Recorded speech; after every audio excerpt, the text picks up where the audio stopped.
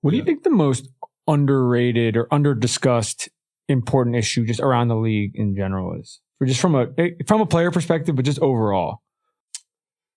I don't want to hate too much on the shooting threes thing because you're looking at two beneficiaries of the time. I honestly don't think it's an issue.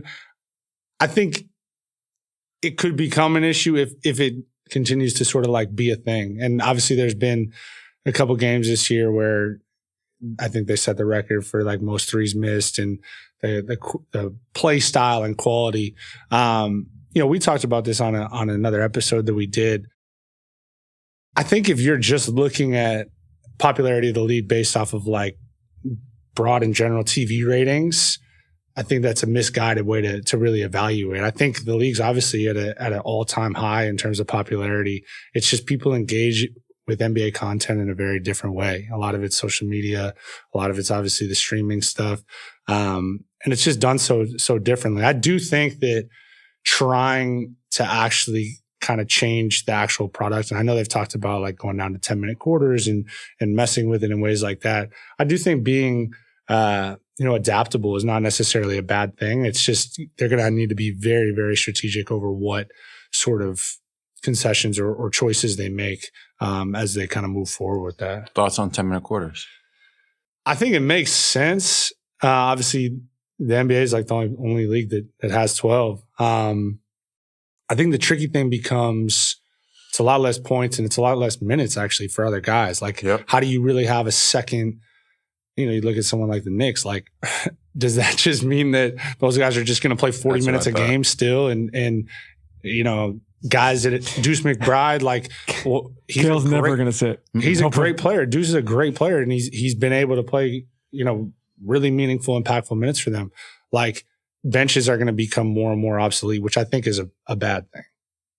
Would be my rebuttal to it. I get it, what you're trying to do, but I think there's some challenges that come with it. I agree. You'll have guys that are playing 35 minutes a game, and you'll have guys that are playing 5. I don't think it'll be right. Yeah. So you just basically are changing a lot from a team building perspective, and changing how you invest in team building and how you value bench players.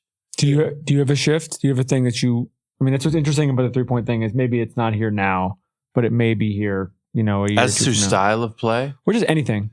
Like specific rules, I don't anticipate too much change. I think things will be talked about. Things will be talked about in terms of season length. Things will be talked about in terms of game length.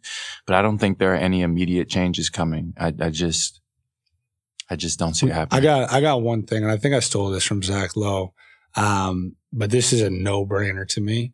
I think that last second shots at the end of quarters should fall into a different field goal percentage sort of like category, statistical category. So there's nothing I hate more than when guys will like dribble out the quarter and then launch a 3/4 court shot knowing that it doesn't count, but they just shoot it because like, I just didn't get it off in time.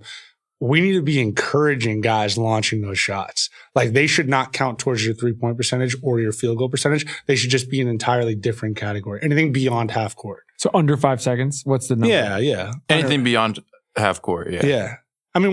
You could create like I think they understand the concept of what's a heave and what's a legitimate. Yeah, exactly. Yeah. Just use some discretion. Yeah. I get why guys don't do it. Some guys have incentives in their contracts for percentages and whatnot. But we should be launching those. Everybody should be launching those. I agree.